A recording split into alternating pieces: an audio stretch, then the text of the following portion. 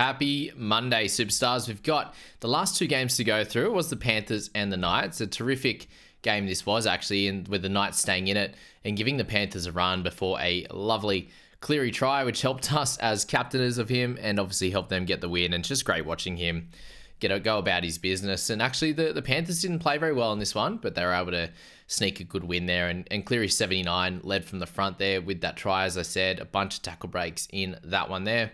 Good run meters again at 182, which is crazy. 433 on the kick meters, maybe a tiny bit lower than normal, just because they had a fair few errors there, unfortunately. But a 79 for him, and you just need to have him. Basically, you're going way too far back if you're not captaining and owning Cleary at the moment. So, yeah, do you double down again, and he's going to be over 900k, and do you not pick him up again? I'm not sure how that one's going to work out for people, especially with lower trades. So most people own. Make sure you do get him in your side.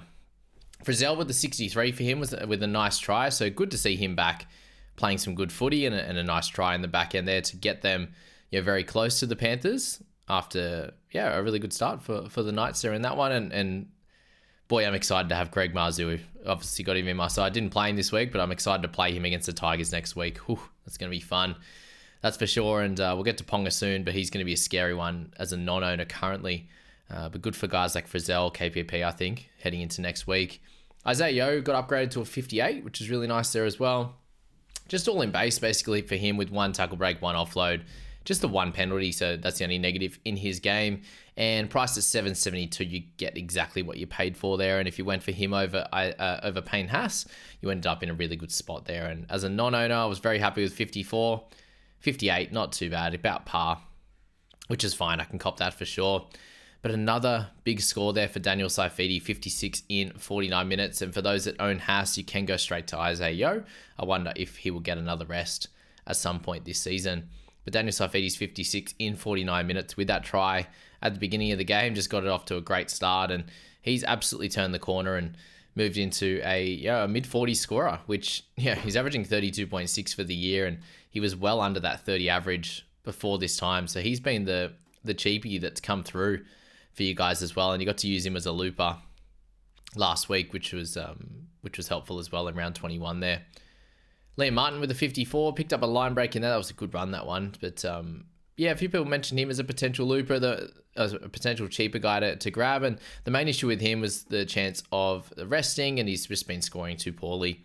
But last few weeks he's had a good improvement there, but he's lost 160k for the year, which is pretty crazy. Lindsay Smith there with 53 in the 42 minutes. He had a nice game in this one. He's actually averaging 43.5 for the season, so his PPM's been super strong. Gets through plenty of work, and as soon as he's on that field, they use him, obviously, Leota, their back rowers, and Fisher Harris when he's there as well, back through the middle. Starts on the edges, comes back on that cut line, and goes back through the middle there and gets plenty of run meters. So good stuff from him. Casey McLean, the one that I have missed out on myself, but 314k he was coming into this week, picked up a 52 with that try early on in the game. 19 tackles for 2 misses, so actually got to play the whole game in the centres this time rather than spending a fair bit on the wing in that previous game, and 172 metres gained. For a young fella, he's absolutely incredible. Can't wait to see him play each and every week. Isaac Tonga, finally a good score for him, a 51 in this one there with a try, a line break assist. Big meters there at 225, and he actually butchered that try assist from Cleary as well off the grubber. Just catch the ball. I don't understand why they try to bring it from like a meter up above the ground and just try and like push it to the ground. It's very, very rare that it actually ends up being a try from that point. There's no separation from the hand, so just catch it and put it down, guys. It's a frustrating one watching as a fan for sure. I have him in Supercoach. I played him there, and didn't play McLean. So I was like, come on, bro. If you're gonna score well, you got to outdo McLean, which he hasn't done 2 weeks in a row for me. But anyway, that's that. So 51 for him. A great return game. Still has his penalties, still has his error, still has his missed tackles, but it wasn't as bad this week. And he obviously got that try and line break in there as well. Tyson Gamble, a very hit and miss game for him. He had that grubber in there that just went 15 deep. Not too great on that front, but was able to help control this game, and he was the big beneficiary of no Jackson Hastings with the kick meters there at 577. Brian To'o 45 for him in this one with a line breaker try assist as well. A great effort there, 203 run meters. So a pretty solid game without being spectacular at, price to tick over 50 there. So hopefully a better game for any owners of him to come. But Greg Marzhew at 44 with the 10 tackle breaks, 193. One of those guys where he can score really well, regardless of how good the team defends, just because each of those runs, he's pretty close to making a tackle break on each of those runs out of trouble. So I'm excited to get some tries from him next week and some line breaks. That'll be really nice. And hopefully Ponga, if I'm going to benefit with Marzhew, that's likely going to be off Ponga passes, which will be fun. But yeah, well done to Greg to get a 44 and anyone who played him. Hopefully, you did, and it worked out well. I don't think I could have got his score over Galvin anyway, even if I just decided to play him. Yeah, I would have had to give up someone else, so I was like, yeah, that's fine. 44 is fine. He didn't go 70. He can do that next week. Leota with a 44. Iongi with a 43. He had a really good game there at 257 run meters, an escape from in-goal, and 8 tackle breaks there for him. Did have 3 errors, and one of them was like, just a rookie error. He'll be fine. So congrats to him on his debut.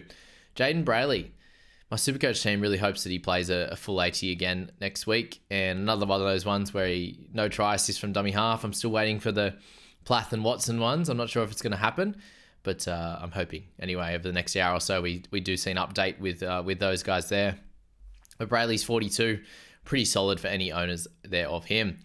Taruva had one really cracking run in there. He picked up like 3 or 4 tackle breaks and good run meters there. 41 for him. Eisenhuth the same. And Henry, good PPM gains for them. Really worked hard through the middle in this game that was fairly low scoring for the most part.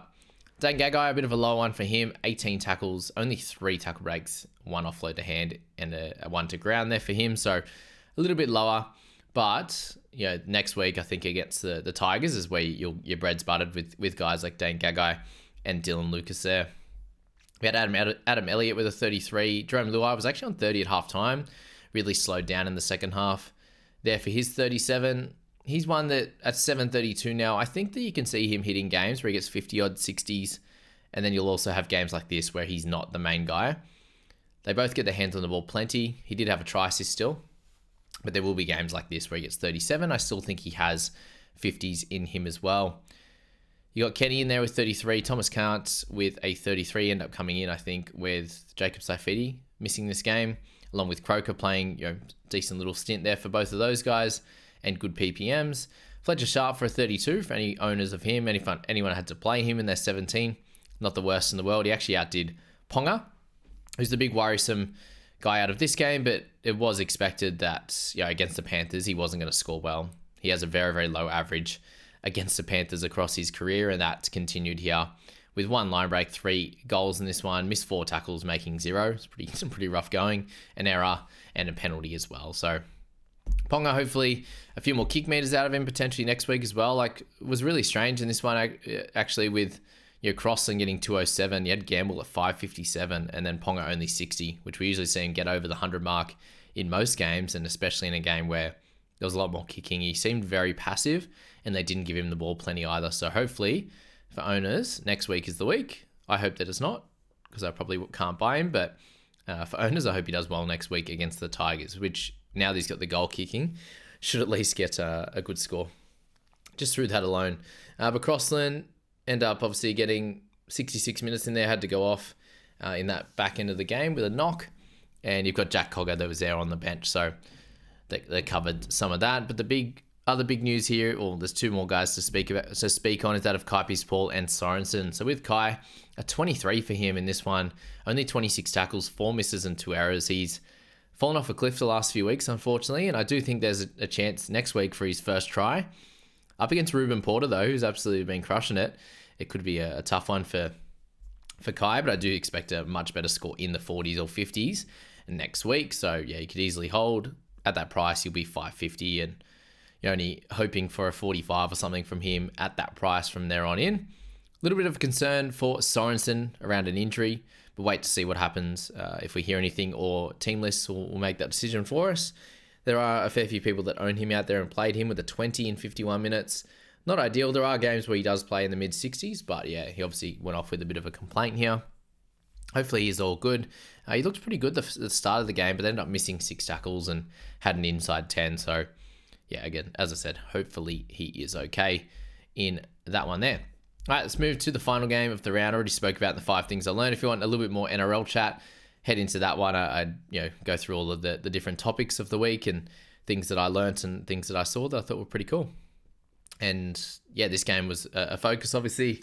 Guys like Joe Tapine, absolutely incredible. And he's a very easy straight swap for Payne Haas if you want someone that will play the rest of the year. But he had an incredible start to this game. He was on like 20 odd in, I think 25 and 15 minutes. And then he ended up having another big run where he got that line break, put him up to 40 odd in his first stint. So like 48 and 26 minutes or something, or 29 minutes, sorry, something crazy there. And he was awesome. No negatives at all. 4 offloads, 6 tackle breaks, a line break in there. Good run meters, 29 tackles for no misses was massive. And thankfully, there was a few guys that did improve on their scores, but it wasn't a very high-scoring game, especially in that first half.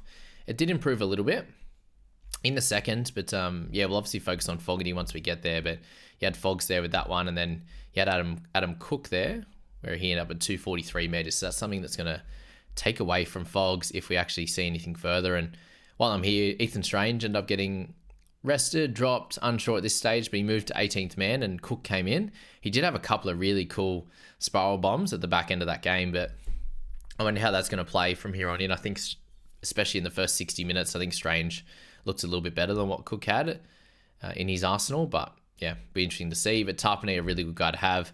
Starling, the buy of the season, basically, for this stretch of games. Apart from if you bought Keeney, I think, Starling in this last month, 5 weeks or whatever you've got him for, has been absolutely spectacular. And he's moved from a 300k, 290k, whatever it was, 280k guy, all the way to what's going to be about a $550,000, $560,000 hooker, starting hooker gun at the moment, being the best hooker over the last month or so, that's for sure. Except for Damien Cook says hold my beer with the 95 this week, and Harry Grant as well pushed into the 80s this week. But Starling was incredible. Of course, I was laughing. They pay that try assist from 9. The only thing I'm thinking of is that maybe because they're like a meter closer to the line or something like that, that one was paid, and he passed him into the gap, which is exactly what Watson did, which is exactly what Plath did. So I'm not sure. We'll take it with Starling, but I think the other guys deserve it as well if you're paying that type of assist. But 1 turnover tackle, 49 tackles in there for him, 68 run meters, doing it all across the board, and a great effort from him. Matt Burton with a 61 in this one, 3 goals, a try assist, good tackle numbers at 28 for 1, and only 4 in negatives for Matt. Was a really good effort to not have any tries in here and still pick up 61 is an absolute mammoth effort from Matt Burton. So good stuff there. And a really good guy to have for the rest of the season, for sure. Is fairly expensive, though, now into the sort of basically priced where he's average for the season. Smithies with 70 minutes for a 54. Good stuff there for him. Kick out with a 53. Preston with 50. He was running a little bit low in this one, sort of 20-ish about half time, and really got things going in the second half. Good run meters, good tackles. He just does it across the board. No tries in this one, no line breaks, but still a really nice 50, scoring exactly what he's priced at. So he's a fun one to own for the rest of the season as well. Josh Papali'i in his 300th. Congrats to him. An amazing career, that's for sure. Whitehead for 46 in 53. Should go back to 80 minutes. I think the NRL physio came out and said the Hoskins re-hurt his shoulder, sadly. So hopefully he's okay and he can have a good rest now until preseason and get that sorted before we purchase him next year. Can't wait for that to start the season. Again, don't push me out of it unless we hear that his shoulder's pretty cooked and he's not starting. But yeah, Carraz with 45. Pretty happy with that score without a line break assist, no tries, nothing there. So for him to get 45, 5 offloads in this one, 4 to hand, 1 to ground, 175 run meters. You take that every day of the week for someone priced at 660. It's almost basically exactly what he's priced at, so we're fine there. Fogarty's a little bit frustrating, 44 for him, 1 try assist, 3 goals. Tackle numbers a little bit more back to normal. He went 28 for 1 the last 2 weeks, and this is back to where he normally sits, about 20 for 3 misses, or 2, or 21 for 2, that kind of range there. And then just the kick meters was super low, so if we can get him back to sort of 500-600, that would be ideal, but that means that Cook can't be in the side, and he needs Strange back in the side. And then just last night, he would have easily been about a 50 or 51 with that extra 6-7 points in the kick meters there, if you got him back to a 550 on that front there. So not super ideal for Fogarty, but he has gone nuts the last 2 weeks. So bring it back to the mean a little bit. He's not going to average 65, 68. He's going to average closer to the high 50s, 60. So this brings him back to that over the last 3 weeks. I wouldn't be buying, if Cook's there, I wouldn't be buying him anymore. Just to give you people some heads up on that one if you're thinking about it. Stephen Crichton, a really impressive game from him, led from the front and finally a better score in fantasy. But again, you look at this, the game that he had, and you're like, he has to be like a 60, 70. Still a 44 with 3 errors, 2 missed tackles. When he got the ball, it was damaging, but it's still only 86 run meters there for him. Weeks with a 43 in this one, picked up a try assist, picked up a try save, a turnover tackle as well. That was a really good tackle, one-on-one there on kick out, which is very impressive, and picked up a 43. So if you played him, if you still own him, a pretty good score there at that price point. Josh Curran, a very whirlwind couple of weeks for Joshy. He's had the tough one last week with the injury and lesser minutes, and then this week same deal, shoulder problem, AC joint. He was on 16, so he ended up coming back in the second half, playing 48 minutes in total for 42 points, and really worked that back. So obviously most people that own him would be playing him, and massive improvement on the 16, and hopefully he is all good heading into next week and just do a little bit less on the contact side of things during the week, and he'll be fine for next week. But he came on and still made 37 tackles for 3 misses, so the shoulder wasn't causing him too much concern. Another guy you looked at and you go, wow, he must have scored amazingly, is Bronson Cherry, and that of Addo-Carr. Bronson for 42, Addo-Carr for 37 in this game where, Bronson got a line break assist, good try assist, massive run meters. He seemed to, when they get it down that left-hand side, he'd make 20, 30 meters a run. But it was void with tackle breaks and offloads for sure. He only had the 2 TBs there and 10 tackles for a centre. So a little bit low on that front. Curtis Moran, the cash out from a while ago, 39 in 33. So good efforts from him. Reed Marnie. This is a tough one there. So 4 missed tackles for 42 makes. A little bit lower than what the norm is for him. Kick meters at 55, so nothing crazy. The one forced dropout there, 3 penalties. So 14 in negatives. It's not uncommon for him, but he usually has some type of other stats, whether it's a try assist or bigger tackle numbers or big kick numbers. There's a few different stats there that he's missing, unfortunately. And only 37 just goes with the last 3 weeks of him being pretty poor. So very frustrating own for people right now. You still obviously have to hold on to him, but it is something with Reed that is now becoming a bit of a trend. And you say before this year, what's happening right now, you go, sometimes he can have like stretches of games, but it does seem to be a little bit more in the back end of the season now. If you want to go back and have a look at that, you're still holding on, but you're frustrated with the score, of course. Addo-Carr with 37, like I said. Harry Hayes, the other cash out in recent history, 44 minutes for him in 35 points. So really good effort there. He had some good charges coming out of their end. Hudson Young with 34, so a big bounce back to some normalcy without tries and assists there for Hudson, and hopefully a bounce back game comes up for him. Connor Tracy back down to earth from his 3 try assist effort for a 34, but he still looked really damaging and very energetic. Sam Hughes with a 33 in 36 minutes, so a pretty solid effort for anyone still owning him. Trey Mooney, a nice try. Thank you to you for that one, for Starling's try assist. Sexton, 31, still doing a great job and a great win for the Doggies. Rapiner with the try there for 30. Timoko with the try for 28, so he started really well and then kind of fell off a bit. Just not scoring great enough, and averaging 38.5 for the season, and he'll be down to like 420 after this week because he got a 10 or whatever it was last week. Bailey Hayward, a little bit lower in the last few weeks, unfortunately for him. 17 into a 26, I believe. Xavier Savage would kind of go up and down. He kind of got to 25 pretty quick with that lovely run that he had. Sort of crabbed around for 4 tackle breaks there, but then ended up involved in a lot of the errors, and he had that turnover tackle as well, but still ended on a 25 for anyone that played him, which is a bit frustrating. And then you've got Seb Chris there with an 18 in 80 minutes at centre there, which is a bit unfortunate and has been up and down across the season. This was a down week for him. Danny Levi for 17 minutes. And I just can't believe that Starling hasn't been the premier guy all season. He tackles well. He is a better runner of the footy than Levi, and has good ball skills. The one, so he had the try assist obviously, but that one that he ended up passing to, he hooked it around. He like looked left and then hooked it around to the right hand side where Fogarty was, and just caught it perfect right out in front. Then put on the boot for the try assist. Absolutely incredible, and should be the 9, and he's playing 80 minutes now, even with Levi coming on. Starling moved to 13, and he was taking hit ups and working really hard through the middle. So Starling, an incredible young fella. He's probably closer to my age now, late 20s, but does a great job, pound for pound, just like Jai Gray does an incredible effort there, holds his own, that's for sure. And then Hosking, as I said there, one we're looking at for next year there, a 43.6 average, 27 minutes for 14 in this one. He's going to be right for the picking around this price next year, which is basically where he started the year at this year, which will be cool. So there you go, guys. That's the 2 games for the week. Keep an eye for the last 2 games for round 22. Keep an eye out for all of the updates that occur in the fantasy app first, and then they come in and get updated in the NRL app, and then they get updated in the fantasy app following that. And as we're speaking, we still don't have a Plath try assist, and we still don't have a Watson try assist. So I'm on watch there. I believe Sean Blore will pick up an extra couple of points, which is good.